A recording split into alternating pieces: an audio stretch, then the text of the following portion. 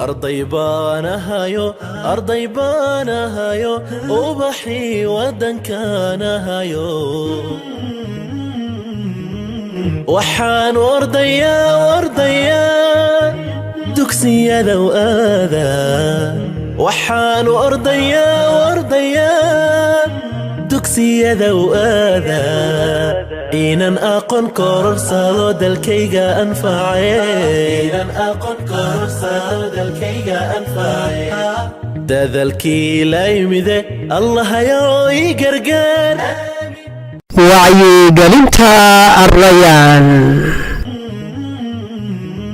وحان ورديا ورديا دكسي لو آذى وحان ورديا ورديا دكسي لو آذى عشر لهان كرا فهن راجع cilmi baaris ayaa lagu ogaaday in ardaygu u baahan yahay inuu ka qayb noqdo howlqabadka casharka si uu u xasuusto waxa la baray iyadoo caddaysay in inta ugu badan ee uu boqolkiiba ka fahmo casharku ku timaado markuu bartay kadib qof sii baro casharka celceliska cashar fahamkiisana waxaa lagu sheegay boqolkiiba 90 qaab ahaanna waxaa faham badnaanta ku xigay markuu isagu casharkaas fuliyo oo isku dabaqo celceliska cashar fahamkiisana markaa waxaa lagu sheegay inuu yahay 75 boqolkiiba waxaa ku sii xigtay markii uu dadwadaag ka galo casharkaas oo fahamkiisa ka dhigtay boqolkiiba 50 waxaa la miisaamayaa waa fahamkii ardaygu uu casharka ka qaatay casharkaas uu qaatay haddii uu markuu qaadanayay dood loo furay oo dadwadaag ka galay casharka fahamkii ardaygu boqolkiiba 50 ayuu noqonayaa haddii uu wixii casharku u sheegayay ama cilmigii uu ka bartay isku fuliyo oo isku dabaqo asaga oo practically u sameeyana boqolkiiba 75 ayaa la yidhi haddii uu cid kale u sii gudbiyo oo macallin oo kale u aktigareeyo isaguna boqolkiiba 90 ayaa fahamkiisii casharkaasi gaaraya weli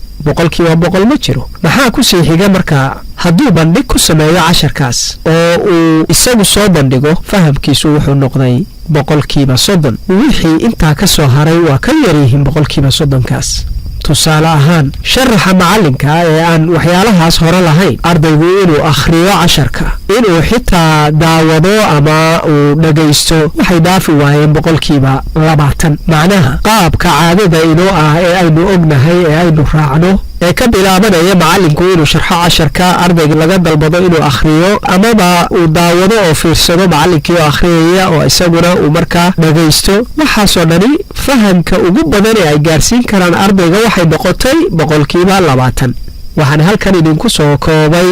jaantus loo isticmaalo xusidda arrintaas waad u jeedaa waxaa garaafkaas loo midabeeyey si waafaqsan furihiisa boqolkiiba 5 fahamka ardaygu wuxuu noqonayaa haddii uu muxaadaro ahaan u dhagaysto macallin baa u imaanaya cashar buu ku kor akhriyaya waa muxaadaro kale boqolkiiba 5 kaliya ayuu ka fahmi karaa casharkaas akhris hadduu yahay isagoo casharka akhriyay boqolkiiba 10 buu ka fahmayaa maqal iyo muuqaal hadduu yahay boqolkiiba 20 buu ka fahmayaa bandhig hadduu ku jiro oo ardaygii uu isagu qayb ka noqdo casharkii oo uu bandhig ahaan u soo bandhigo markuu dhagaystay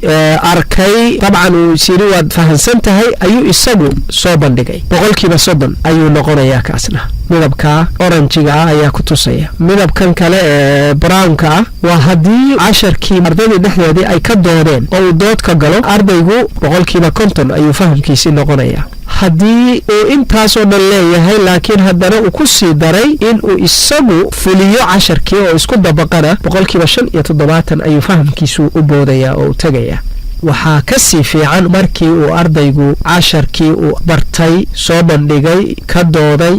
isku dabaqay oo sameeyey isagoo fuliyey markuu cid kale u gudbiyo oo baro markaas ayuu boqolkiiba 90 u fahmayaa casharkaas haddaba sow macquul ma aha in si fahan dhab ah oo la xusuusto casharka looga gaaro la helo qaab sahli kara in maadooyinka oo dhan lagu fuliyo matalan haddaan qur'aanka oo laga yaabo inaad isleedahay waa ugu adag yahay in qaababkaas lagu fuliyo aan tusaale yar u soo qaato kow casharka xifdiga iyo wixii la mid ah waa loo meeriyaa ardayga markaasuu ardaygu ka daba akhriyaa macallinka ama wuu dhagaystaa intaas sida aynu soo sheegnay wuxuu ku helayaa ilaa boqolkiiba 20 fahan ah wuu ka baxaa kabixidda uu ka baxayo casharkaas uu soo xifdiyey haddii si fiican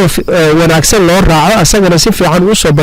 bandhigid bay noqonaysaa kabixidda uu casharka ka baxaya halkaa wuxuu ku haystaa casharkii ilaa 30%. wareerahan inta caadiga ah ee ardayga dugsigeenu gaaro ka waran haddii uu dugsigu marka horeba kusii talagalo in arday kasta leeyahay arday la koox ah oo ay wada socdaan laakiin iyaga laftoodu kala horeeya hal cashar iyo wixii la mid ah kadib ay inta isku casharka ahiba isla wadaagaan islana sameeyaan iyagoo iska hubinaya markay dhammaystaanna ay kooxdii casharka ka hooseysay macallin ugu noqdaan casharkaas xataa hadday kala horeyntu suurtogeli weydo kuwa isla kooxda ah ayaa isu matali kara macallin iyo arday halkaa waxaa lagu gaari karaa in xifdigaasi uu 90% noqdo waa tusaale yar oo waa laga yaabaa inuu geli waayo laakiin waxaan rabaa macallinku inuu ka fakaro qaab uu ku kobcin karo xifdigaas oo wax walba waa la hormarin karaa tusaalahayga labaadi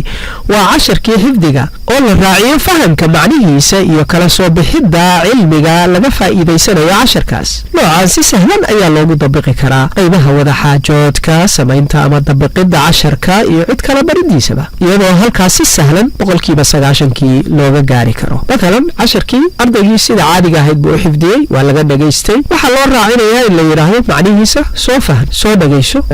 soo akhriso markaad soo akhrisatana intii isku koox ahayd ha ka wada hadasho maxaa laga faa'iideysanayaa casharkaas maxaan maaragtay ka helaynaa maxaan nolosheena uga dabiqi karnaa dad hore u dabaqay tusaalayaashooda haddii laga helay oo kale in laga wada hadlo in ay isku booriyaan inay iyagii dabaqaan noloshooda inay wax isaga bedelaan qof walbaaba uu ka hadlo sidii uu isugu dabiqi lahaa ومع ذلك waxaa ku jira meeshaas iyaduna isbaridii oo inay iska dhageystaan tafsiirkaas ama macnayaashaas oo qof waliba uu qofka kale ka faa'iideysto oo sidaas ay ku gaaraan 90% ama wax ka agdhow marka xifdigii ayaanu sidaas tusaalayaasha ugu keenay halka waxaad ka arkaysaa kuwa kalena in ay ka sii sahlanaan karaan ama ka sahlan yihiinba in loo helo tusaalayaal ama qaabab loogu fulin karo wixii aan xifdi ahayn أرضي بانهايو وبحي ودن كانهايو وحان ورديا دكسي ذو آذان وحان ورديا دكسي ذو آذان إنن أقن كورسالو دالكيغا أنفعي دذلكي لا يمذي الله يروي قرقان